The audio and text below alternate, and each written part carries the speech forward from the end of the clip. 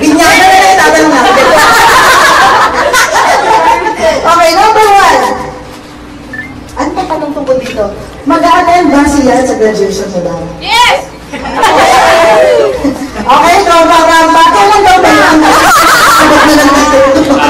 May narampa. Sa March 23 si Sunday. Para pumapasa sa school.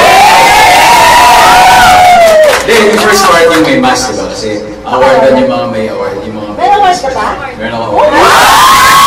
Ano yung gusto nilang gawing valedictorian? Meron nga. May problema kasi pag tinignan din yung grades mo, diba? Siyempre, it's for the whole college, pati yung mga past students.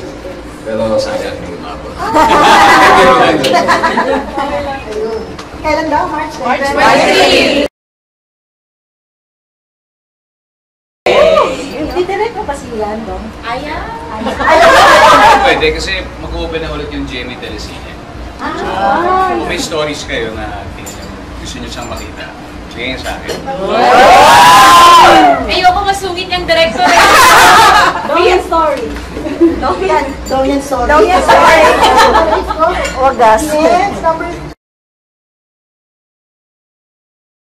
Kung kayo daw ay magkakaroon na ng supling, di ba? 6 years ito sa alawa dati, dapat prep na. Saan yung pag-aaralan? Ateneo ay Lasal? Tawa ko dyan. O, bumigay na siya, Ateneo. West Negros!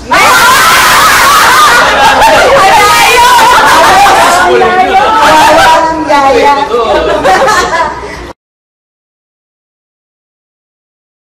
The next country that you will visit. Meron na ba? Magpapabugtubig ko na kasi ng visa kung mga... Korea. Hindi, dapat Korea talaga eh. Noong Pasko kaso sobrang lamig. So, yun ang gusto namin. Yung mag-inawin ako. Malamig pa siya. Ay, tapos...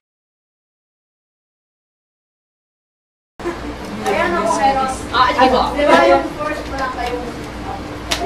Kaya niyo po lang aking kabahan! Di ba sabi mo noon sa Yes Magazine na every morning, pag gising, tatawag ka, say, I love you. Kaya si Dong, pauna, I love you. Ay, in fairness, updated. Still say I love you during the, once you wake up in the morning? Walang pagbabago, ganun talaga. Say with you, Dong? Oo naman po. Basta sagutin niya yung tawag. Kasi Lina nowadays, parati na sa dating. Diba, tatampok! Susunod niyan, ikaw na busy. Ako naman ang mag-arte. Saan daw kayo mag-Holy Week? Iniisip pa namin. Yung totoo, in fairness na lang pinag-usapan namin. On the way. On the way. Saan kaya tayo? Wala pa kayong naisip. Saan naman? Pero dito lang yan. Luzon lang yan. Si Thea. Ano po, meron po kayong next cover sa mga? Aside from Senses. After Senses. After sense. Wala.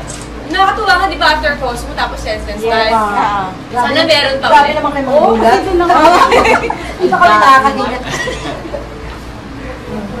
Sana meron pa. Kasi ano natin, yung work natin na makahanap ulit. No? Yeah. Since alam na namin ang significance ng bawat isa sa inyo, sa partner, ano naman ang added value ng fans, ng PYs in particular sa inyo?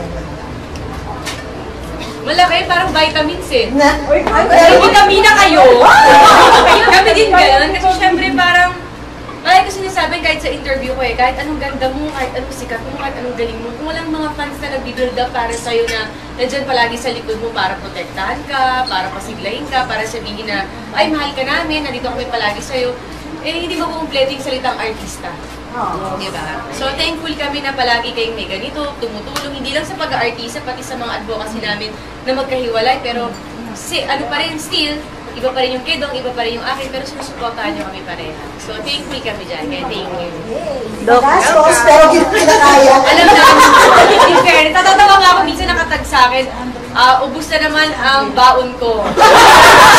Sagad-sagada nitong March. Natatawa lang ako, nakita ko sa Instagram, pero at least nakakatawa na alam namin na na-appreciate Pero on the other hand, nabanggit niya kasi yung pagiging artista. Pero tingin ko more to that. It goes beyond yung pagiging artista namin, but dun pati sa personal namin buhay. Kasi tingin ko, isa sa mga dahilan kung bakit naging matatag ang relationship namin.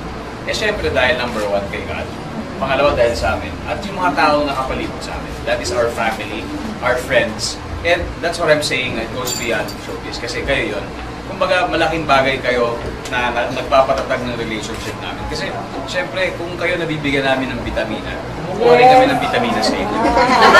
Confirm nyo, vitamina. So kumbaga, you know, it works hand in hand yung relationship natin.